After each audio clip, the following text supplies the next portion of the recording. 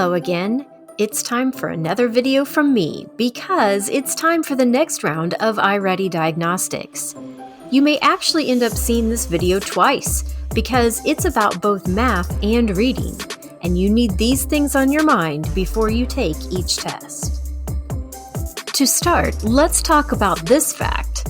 Since your first test, you've been working on your math and reading skills for half a school year. Depending on what day you're watching this, that's something like 80 to 90 days of learning.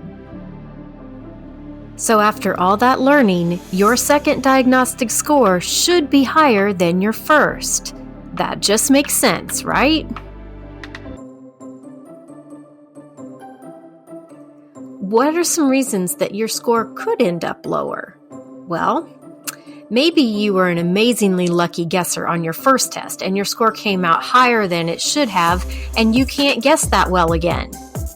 But this is super unlikely. While falsely low scores are common, false highs are very rare. Maybe zombies ate your brain and you forgot everything you knew. No. Chances are, if your second score comes out lower than your first one did, you probably didn't really give the test your very best efforts. Maybe this is because you're just having a bad day. You're tired, hungry, upset, or something else is keeping you from being able to focus. Or maybe you just aren't giving it all you've got all the way to the end. So, here are some tips for making sure you're giving this test your very best. First, take your time. Do not rush through the questions. Second, stay focused. Don't let your mind wander. Keep your attention fully on doing your best on each question. To help with that, here's tip number 3. Wear headphones.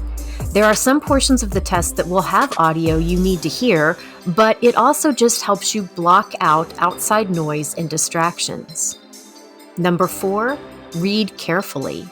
Read every word of every reading passage, every question, every diagram and graphic, and every single answer choice.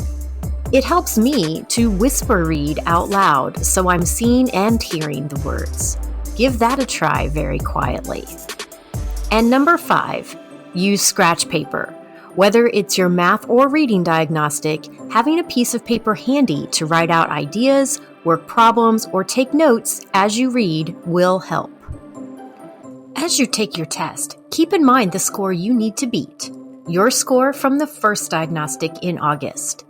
To help with this, your teacher will give you your tracking sheet to keep on the corner of your desk while you work on your test. When you finish your test, your new diagnostic score will pop up on your screen. Go ahead and record that on your tracking sheet in the Diagnostic 2 column on the row for the correct range. Next, figure out if your score went up or down. Circle increased or decreased in the Diagnostic 2 box and calculate how much your score went up or down. Here's a heads up.